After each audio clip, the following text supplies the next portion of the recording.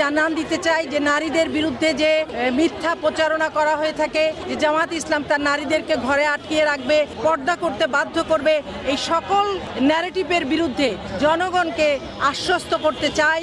দাঁড়িপাল্লার যে গণজোয়ার আসলে সারা বাংলাদেশে বিরোধী দল দেখছে, তার বিপক্ষে একটা প্রোপাগান্ডা সৃষ্টির জন্য এই ধরনের কথাগুলো তারা বলছে।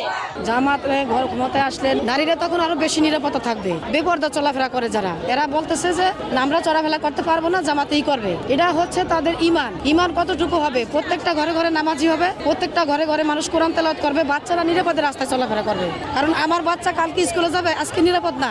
জামাত ক্ষমতায় আসলে সে একা স্কুলে যেতে পারবে, একা বাসায় আসবে। এটাই আমাদের এই শক্তি, এটা ছাড়া তো আমাদের কোনো শক্তি নাই।